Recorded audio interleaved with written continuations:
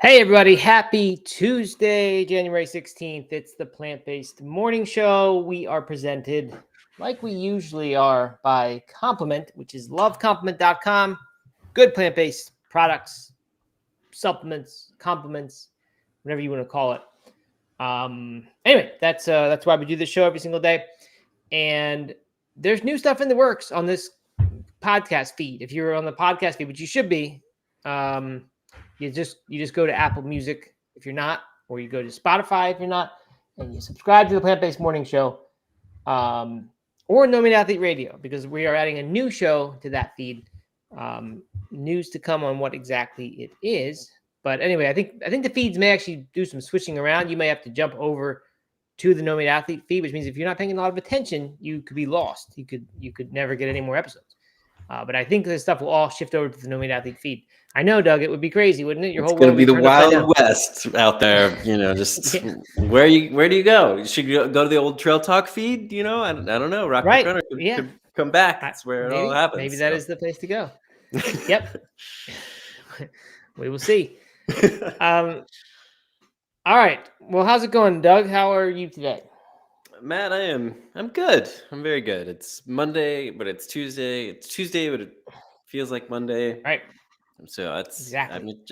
Life is good. I had a great weekend, actually. How about you? I had a good weekend. My daughter's futsal team was in regionals. They did not win this year. They got to the final but lost. So that was a bummer.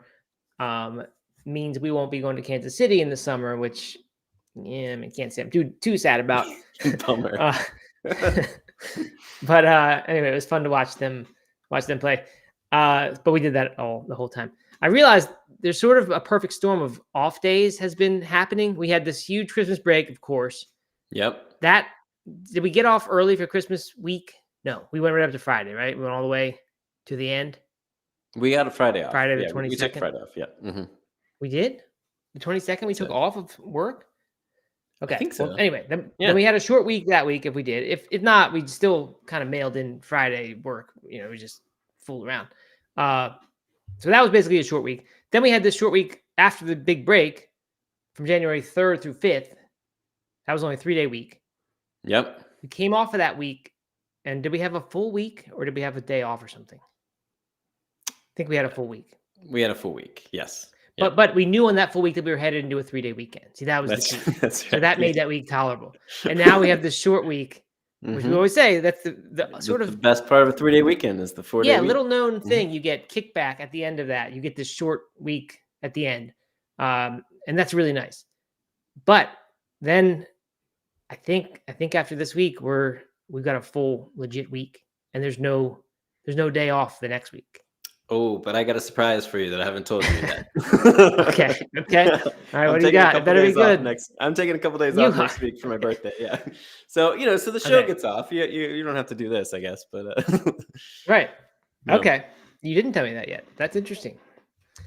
All right, good. So you will get to prolong it I get to prolong this streak of absolutely. Eliza, so my daughter, because of the weather, the storm issues that they canceled school one day last week, she's not going to have a full week at all in January. Just the way that the teacher work days and holidays and everything play out. Nice. And then days off. I don't know. It's crazy. I mean, it's a dream situation if you're a kid and you can appreciate it. Yeah, but not a parent who's trying to keep them busy. Right. You know what we did this weekend that was super fun? I do. Roller skating. Yeah, you do know that. I already shared it, all right, in Slack, but it was so fun. I couldn't believe it. I wasn't really that excited. It was like a roller rink. It could be fun, but it was great. It was awesome. Kids loved it, and I got really into it. It was a good time. Are you girls good roller skaters because they've been skiing? It's a similar kind of principle, which I never realized as a kid. Yeah, I guess it kind of is, but no, they were not. They were sliding all over the place, but they were bad. And I'm bad too. But by the end, they had on it had to be a Taylor Swift playlist, radio or something, because every third song was Taylor Swift, and everybody was singing along, and you just kind of get lost in the disco lights and everything, and then it was the middle of the afternoon. You come out and you're like, ugh, where am I? when you exit the place, it was great. It was really fun. Right. That's good. We go ice skating fairly often. We live right next to one. Oh, do you? Yeah, and it's funny because I didn't really ice skate as a kid, except I played roller hockey, and then now and then would play ice hockey when the ponds froze. And then we started going ice skating a little bit once like a rink opened up. But my kids, I don't think have ever been roller skating. They only go ice skating, and it's just a weird thing. I don't know. Like ice skating to me is such a more difficult and like adult thing. Whereas roller skating was just when I was a kid, it was like what every kid did. It was just what you did, Yeah, where you right. first hold hands with somebody during the couple Yeah, skate and all all totally. this stuff. So I would like to do roller skating. That's in Asheville somewhere. Is that right or near there? It was in Marion. It's down the mountain, but I'm sure Asheville has one Okay, too. I don't know what it is. Yeah, I think but they the do. what kind of made me feel good about the world a little bit was there were these, just like I remember it as a kid, there was a group of people probably in their 20s, definitely too old to be hanging out the roller rink all the time. Mm-hmm. But that was their thing, and they were just really good at like skating on one wheel and like Right. doing all these tricks and spins and stuff like that, and just kind of made me feel a little bit better about the world that all these years later, since I haven't been in a roller rink in 20 years, 30 years, maybe 25 years, Right. that those kids still exist. They're still there. They're You still still got like that hanging out at crowd. the roller rink. Yeah. So they're endangering the younger children going Yeah, too fast. exactly. Like going too fast. Yeah. But they're in their 20s though. I mean, I remember like when the high school kids did that when I was in Maybe middle they were school. high school kids. They were probably high school. I'm so bad at judging ages these days. I'm really bad at it. Right. Yeah. Because like teenagers look like they're 18, and I don't know, college kids look like they're 30, and I don't know. It's and I still look like Yeah. I'm 22. So. Yep. Right. Mhm. All right. Well, on that note, good morning to everyone who's saying good morning. Britters, Phyllis Hauser, Leslie Knight, Allie, Anne-Marie, Dale, D1 to Know Adventure Coach, Mr. Jeffrey, who didn't know it was a holiday in America yesterday. It was only MLK Day, Mr. Jeffrey. No big deal. You should know that one. Yeah. Do they not have that in Canada? No, I'm joking. It is a big deal.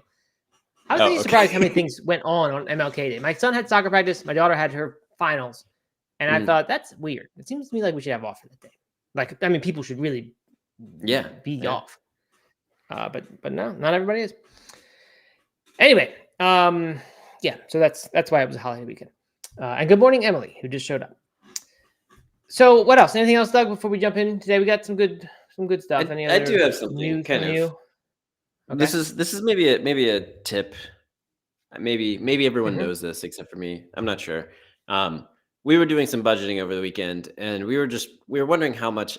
Everyone says that Ingles, which is our local grocer, the one in town, is expensive. But with nothing else to really compare to, and I'm not frequently driving into Asheville to go shopping, we just kind of roll with it. So I was curious what our exact order would look like if we bought it at Target or at Walmart.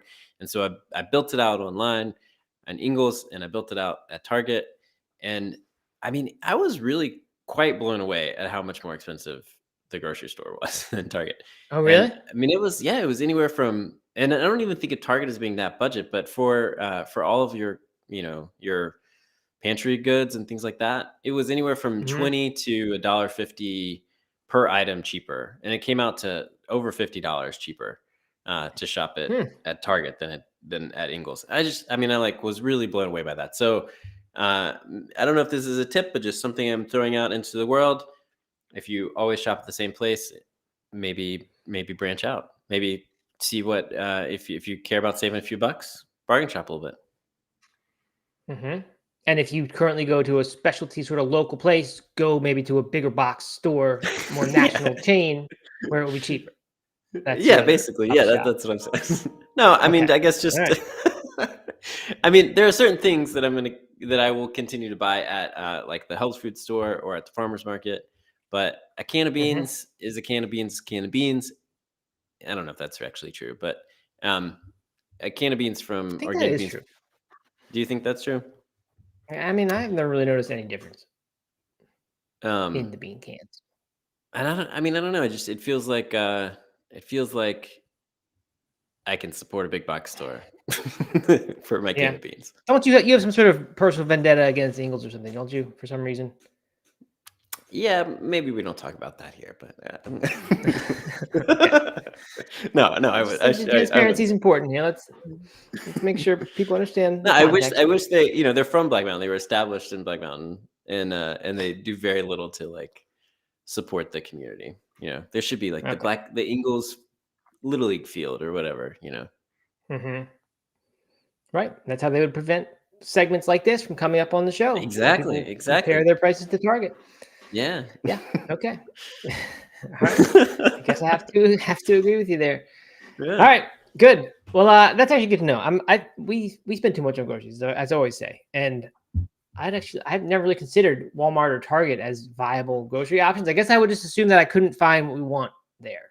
And I mean, obviously, we still have to make some extra stops to go to this. Definitely. Everything we want, but we always do buy the staples like that, and if we could save big on name brands, or save big on the store brands, that'd be worth it. I mean, $50 a week for us would be, that's decent amount of money. I will say that the produce seemed to be like fresh produce seemed to be at, or maybe even a little bit more expensive at Target, but I can imagine. I think that's the case. Because every now and then I'll run into one of those when we're there for some other reason, and I'll grab something for dinner that night, and it always seems like it's too expensive to get broccoli or whatever. At Target. Right, which kind of makes sense. It's probably harder for for Target, who's not really set up to stock all that stuff. Right. They don't have the misting fog machines that keep the stuff fresh and nice. Yeah, exactly. Exactly. All right. Well, let's jump into our thing here. I don't know someone keeps wanting to join the Instagram thing. We're not gonna let you in there. Hope Kiss Life. Not today, but some other time we might try that. Maybe not though, because then you won't go on the restream thing. That's the thing. The real show's on YouTube. If you're on Instagram, whether you're trying to get in to join this show or not, just go to youtube.com/NoMeatAthlete where the real activity is. People are there and commenting and things, and it's better. Better quality sound and everything. All right, let's jump in here. We got a good series of news today, some events. One thing we kind of missed on Thursday, I don't know if it happened right after our show or right before it, but we were tipped off by a team member that we had missed something, and that is that Next Level Burger, who we talk about a lot. They're this West Coast vegan fast food chain. They, along with a vegan investment fund, VegInvest, VegInvest, not VegInvest. They announced Thursday, VegInvest. Yeah, I said invest, and I didn't mean it was not an infestation. It's an investment. They announced Thursday that they had acquired Veggie Grill, and Veggie Grill, kind of famous chain. I don't know how many locations they have, but now this place together in all, they've got 27 locations. So that makes Next Level Burger / Veggie Grill, which I don't know if that's the name, official name or not. Hopefully not. Veggie Grill by Next Level. Oh, is that what it is? That's what it says later down, yeah. Oh, okay. Well, anyway, so they're now one of the largest plant-based restaurant chains nationally. I don't know who would be bigger. I do think there's one of those that has a whole bunch of West Coast chains that I don't know. Anyway, yeah, they said they will be making some changes to Veggie Grill, which is kind of surprising to me. I don't know. I thought Veggie Grill had kind of a strong little brand niche thing going on in that fast casual slice of the market. But they said they're going to bring in organic produce, non-GMO ingredients, and ensure living wages for many team members across the country. So I guess next time you go to Veggie Grill, it might be a little bit different. Have you been to a Veggie Grill yet, Doug? Probably not. No, I never have. Before. Yeah, I never have. You? I think I've only done it one time. Only once, I think. And it was very good. I think I had a buffalo chicken sandwich. It was delicious. Made out of vegan chicken, of course. All right, we got more news. This one's about Oatly, and it does not involve, thank goodness, any new advertisements. They have added to their North American beverage portfolio for the first time in 5 years, launching the unsweetened and the super basic oat milk. The super basic one I'm kind of intrigued by. It has an ingredient deck of 4, they're saying. Water, oats, sea salt, and citrus zest fiber. The citrus zest fiber being the strange one there that is an upcycled byproduct from the juice industry, has texturizing and stabilization capabilities. So I guess they're using that instead of carrageenan or something else that would be unsavory in an oat milk. But that's pretty good. 4 ingredients. That sounds like what I'd make at home if I were going to do it. So yeah. that sounds like a strong move if it tastes good. Yeah, I find this and then unsweetened, I guess, really interesting. Yeah, I find this news kind of interesting because I mean it kind of goes to the heart of like our complaint about the plant-based food industry in general. I think, processed food and stuff. The too many ingredients, too many things you don't want. They're they're streamlining. And this is great. It's super basic. Like you said, it'd be something you make at home. It'd be ingredients you're familiar with, minus the one. But if you can tell people it's a byproduct from the juice industry, then maybe they'll and all this is citrus zest. That doesn't sound harmful or anything. So yeah, good job. I mean, certainly they did this. That this is the result of that exact trend, right? That people want fewer ingredients and they want the plants back in plant-based. So this is good job, Oatly, being ahead of this. Now we just wait for the ad that comes out that promotes it, which we're dreading the day. And I'm not looking forward to that one because Oatly's ads are not very good. All right. In the labeling news department, this should be its own segment of the show, the Label Minute, where they talk about plant-based food labeling controversies. Arizona has joined the list of states that are considering such measures. They've got 2 new bills on the table. 2244 mandates that a person who places a label on a food product may not intentionally misbrand or misrepresent it as derived, from meat or a meat food product, poultry or poultry product. So that's just a labeling thing. Don't want confusion. But House Bill 2121, they want to outright prohibit the sale and production of cell-cultured animal products. And they're saying it protects public health and the state's sovereign interests, history, economy, and food heritage. So kind of strong words there against cultivated meat. Yeah. I guess we're going to see more of that. I don't know. It didn't, honestly, in the early days, I didn't consider that some states might say you can't even make that or have that or sell that here.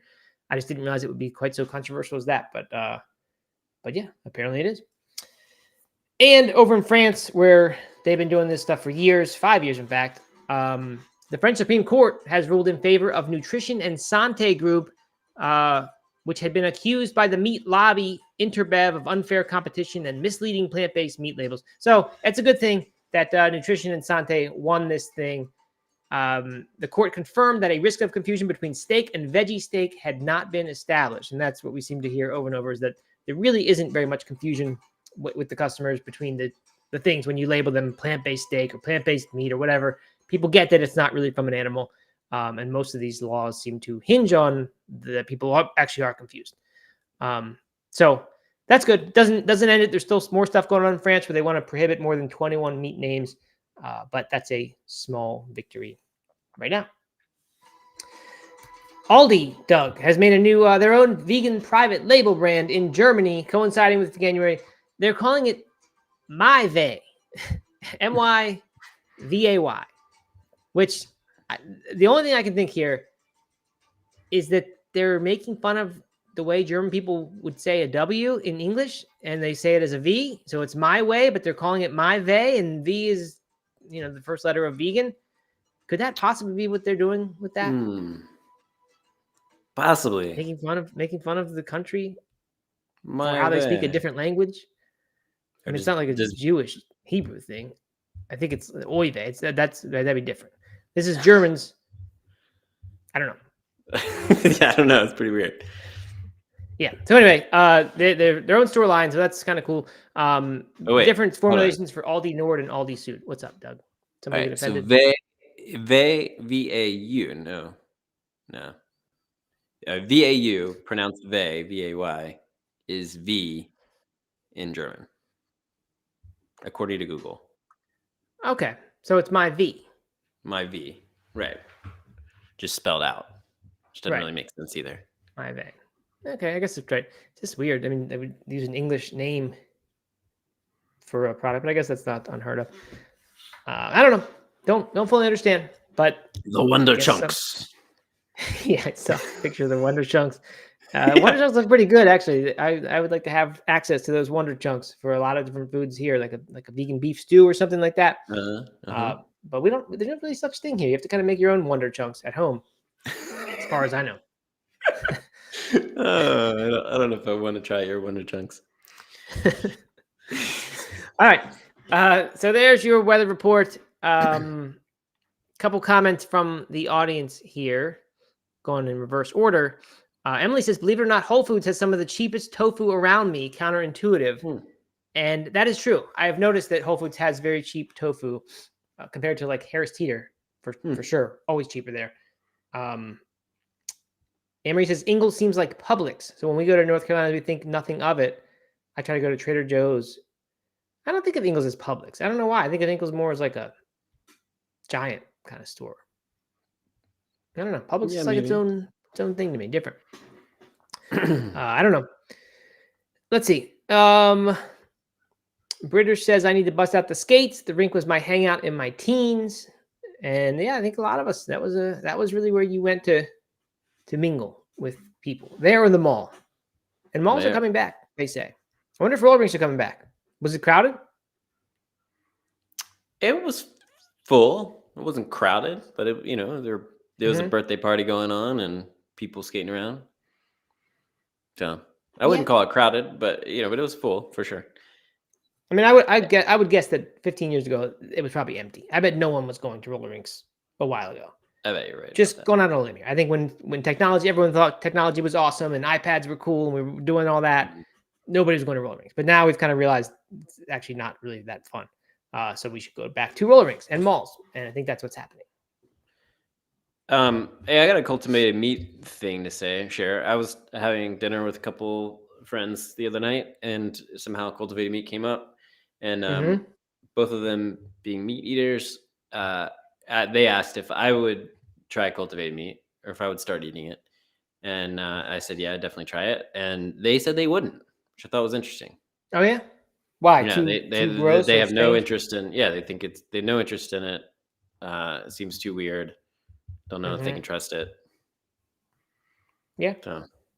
That's going to be a problem, I think. Similar to the vegan meat stuff. I think that there'll be people who are really into the idea, and then a lot of people who are really repulsed by it. Yeah, right. And when you make something where it really depends on the mainstream, like adopting it, it's hard when they don't want it. Interesting. I don't know. We will see. It'd be very weird if we had this capability to if it turns out that it actually is way more environmentally friendly, which is debated now, but if it is, or if it scales there and the cost comes out, right? If we had this way to make a massive problem go away and people just kind of didn't want it, that would be really interesting to me. I guess governments would eventually mandate it. People would eventually, there'd be enough incentives that they would say, you have to do this, or otherwise, tax the other stuff. Who knows? And I'm not saying that they should or not. I don't know, but hard to imagine that we'd have a huge solution and just nobody would want it. Yeah. All right. Let's get into our feature stories of the day. This one's just kind of quick. Unfortunate, really. On the heels of the Panera death from the charged lemonade, and I think maybe two deaths from charged lemonade. Yeah. This is related, but it's still somebody dying, and that's never good. An Italian woman is killed by tiramisu manslaughter probe after 20-year-old with dairy allergy is served vegan dessert made with milk. And this happened at a Milan fast food restaurant. They don't really say which fast food restaurant. At least I don't think so. Apparently, they ordered desserts, this woman and her boyfriend, and she wanted the dairy-free tiramisu. She got the one with milk in it. I think she even looked at the label of it, and very soon went into the bathroom to vomit. She asked for further clarification on this thing. She started to eat it after being given reassurance, and that's when the problems began. And then it wasn't that long until she went to the hospital, lost consciousness, and then later died. Restaurant she regularly went to. So I don't know why, if she regularly went there, she needed this reassurance before she ate the tiramisu. But anyway, they've traced it back to the supplier, which was a small bake shop, a small pastry shop run by a woman and her daughter. And they're saying the invoices somehow got mixed up there, and somehow they sent the wrong thing, or at least I don't know if the thing was mislabeled or what. But it's just crazy that a little mistake like that and someone dies. So I don't know. I don't know how to really weigh in here. I guess my only thought is like, well, when it comes time for the legal battle, surely they will ask these questions. But like, should the woman be going out to eat at a restaurant where they also serve a non-vegan version of the thing that could kill her if she gets the wrong one, right? Like that's pretty risky just to go do that. Yeah, I mean, if it's labeled vegan, like, right? I mean, yeah, but we know those labels aren't always accurate, right? That is a known thing, and maybe not everyone knows that. But we talked about it before that there was a large amount of, and if all it takes is someone just putting the wrong label on something, and you could be dead. I don't know. It just, but I think maybe, yeah, that's true. Like, so what we talked about before, and now I'm actually kind of changing my tune on this from when I read it earlier. But what we talked about before is that there were, oftentimes there were things that were labeled vegan or plant-based had trace amounts of dairy and egg and things like that in there. Oftentimes, probably not because they were included in the ingredients, but they were used with similar or the same bowls or whatever, cooking supplies, utensils, and so things like that, and that it transferred over, right? This feels a little bit different in that it's probably full of milk or cream or whatever is in right. So I got a whole lot of it here. Yep. And so, so if it's labeled incorrectly, then that seems like a pretty big issue. Bigger than because I remember thinking like, how much does it really matter if there's trace amounts of milk in something that's labeled vegan, right? But if you're getting a non-vegan version of something and it's labeled vegan, like that's a pretty big deal. Right. Yeah. That's a good point. They said on top of that fact that the tiramisu was the wrong thing. They did find traces of egg in the mayonnaise that was supposedly vegan on her sandwich. And where is it here? She had this egg allergy, but also suffered from a very strong milk allergy. She carried cortisone or asthma medication with her. So she kind of knew this was like a really serious thing, I think. And my thought was, okay, if you kind of didn't know that you had such a serious allergy, you just thought you had something, you might still go out to restaurants, right? Because maybe you've had an incident in the past encountering a certain food, but it didn't kill you and it wasn't a huge medical emergency. You might then go out and then, in this case, if you get a whole lot of it, it turns out way worse than. But it kind of sounds like she knew that she had this. So I don't know. I'm not saying she's wrong for having done that. I just putting myself in her shoes. If I had this, I don't know how I'd be able to relax ever going out to eat. Maybe you get used to it and you just say, eventually you just say, well, I gotta do it. I gotta live somehow. It makes you appreciate. So, how many times, not often, but many times in my, 8 years of veganism, have I been served something that had cheese on it, even though I had requested the vegan version, or, had something on it that wasn't vegan, right? Oftentimes, because people make mistakes in the kitchen, or it doesn't get communicated properly to the, to the chef or whatever. It makes it like, the stakes are pretty low though for me. I can either send it back or I can brush it off or decide what to do with it. But I'm not going to die from it. The stakes are much higher. You're putting a lot of trust in people. If it's actually going to kill you or send you to the hospital. Right. Yeah, you are. And I get like, do the people on the other side of it realize that if you put the wrong label on this thing, you might kill somebody and you might then be charged with manslaughter? Are they? And does at every level of food service, like, are they talking that seriously about the dairy-free options every time that like people know this is a mistake you absolutely never make? I just never thought that they did. I don't know. It's weird. I can't believe we haven't heard this before. This sort of thing happening. It just seems like it would happen a lot. But maybe they should. I don't know. You hear about it with you. You hear people with severe nut allergies go into restaurants and say, "Hey, I have a severe nut allergy. Is there anything with nuts in there?" Yeah, if I had any of those allergies that was going to kill me, I just don't think I'd eat out. I just wouldn't. It's just not worth it. It's too easy for people to mess up stuff. Mr. Jeffrey has a comment here that says, "My friend is in the hospital and she is and she's allergic to dairy. She was given a salad yesterday with French dressing, and the hospital dietitian didn't know there was dairy in it. It was me who noticed. Wow. That's Jeez. bad. That's really bad. That's really bad. I don't think that would happen on this day we're doing this thing. Huh. Well, that's no good. Hope Sorry, things. Mr. Jeffrey, to hear about your friend. Yeah, I hope everything works out there. All right.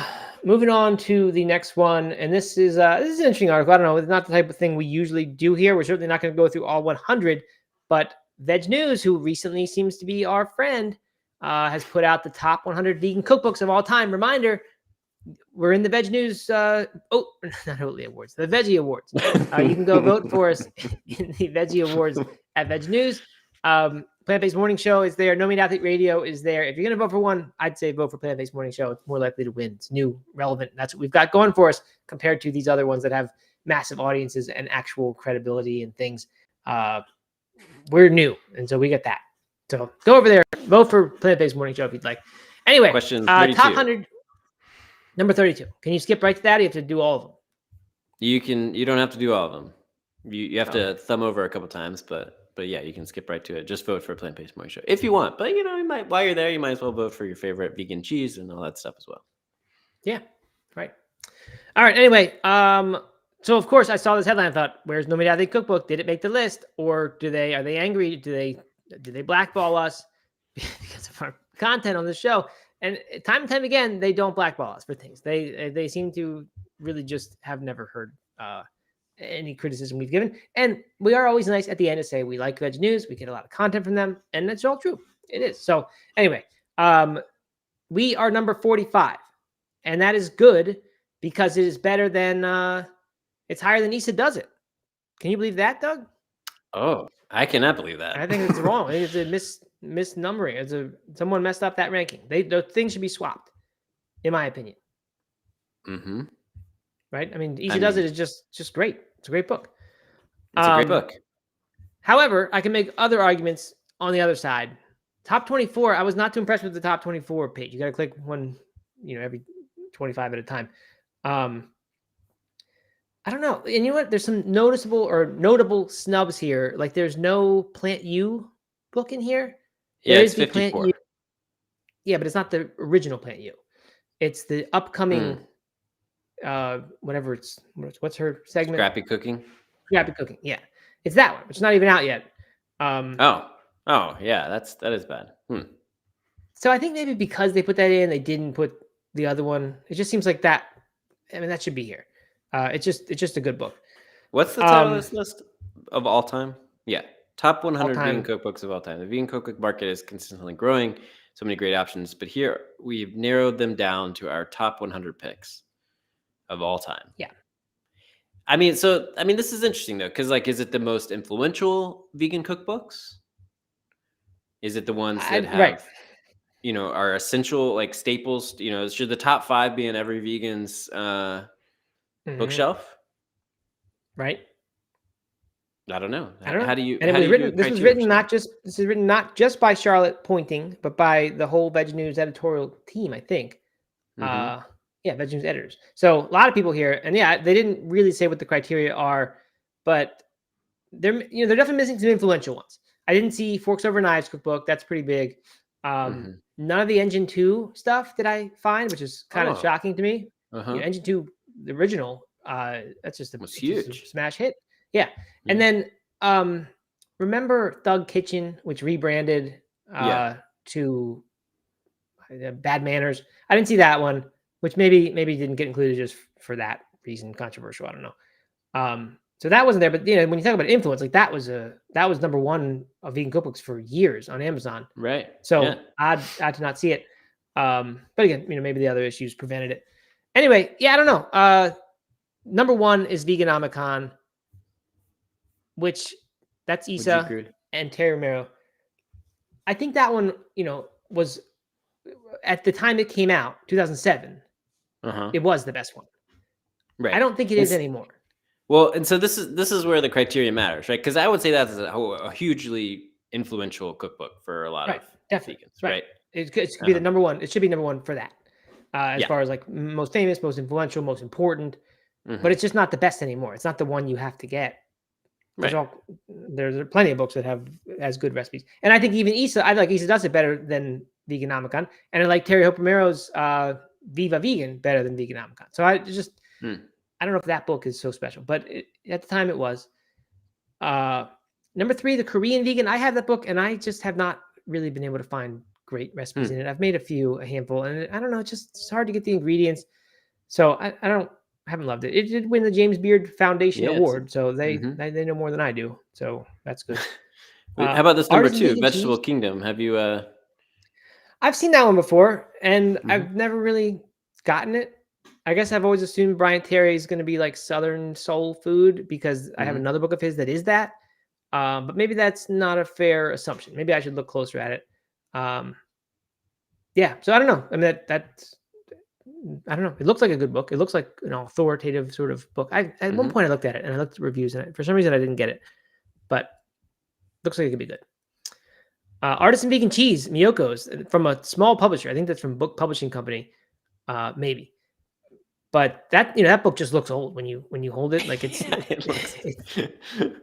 the photos look old. Right. It's like one of those things you find at the Veg Fest, from some table that isn't like a big publisher. But I guess it's again just sort of a groundbreaking vegan cheese thing, and it probably is. I mean, it is that. So that's there too for that reason. Chloe Coscarelli, I don't know. She's number 5. I have not cooked much of her stuff except for Chloe's Italian Kitchen. I have that one, or Vegan Italian, or something like that, and it's fairly good. It's got some good stuff in it. It's not my favorite.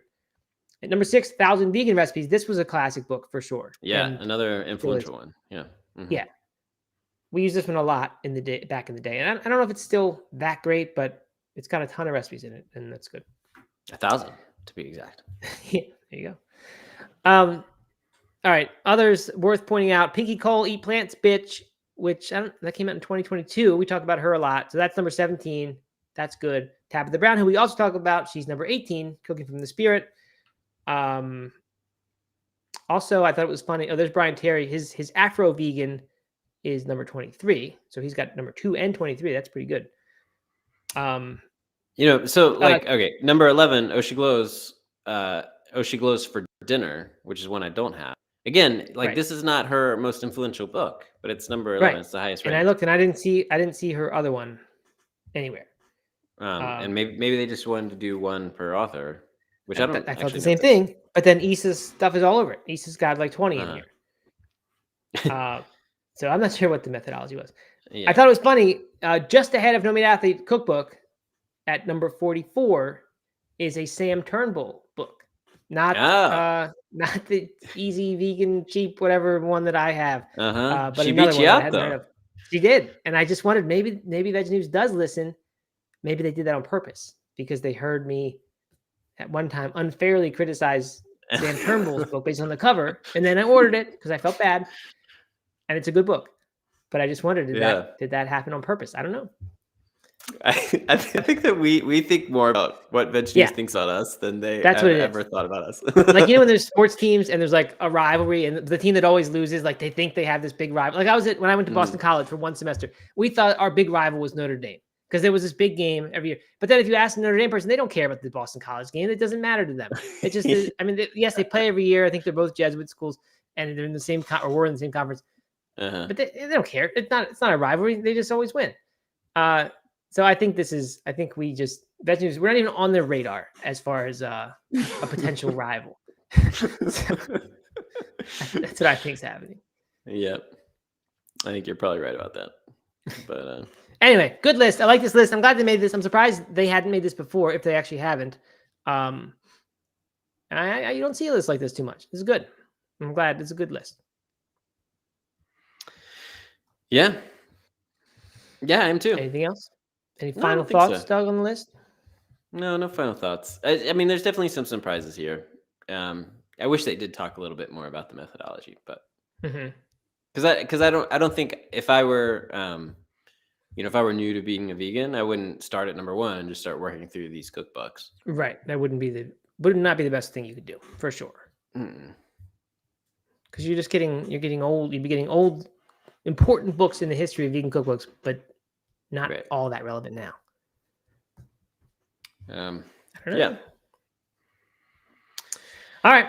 So there you go. There's your 100 best all time. We have some comments here. Let's check them out. All right, we got stuff about the. Oh, we got Just Work, a new name. Just Work. What's that? I think it's somebody. One of the comments.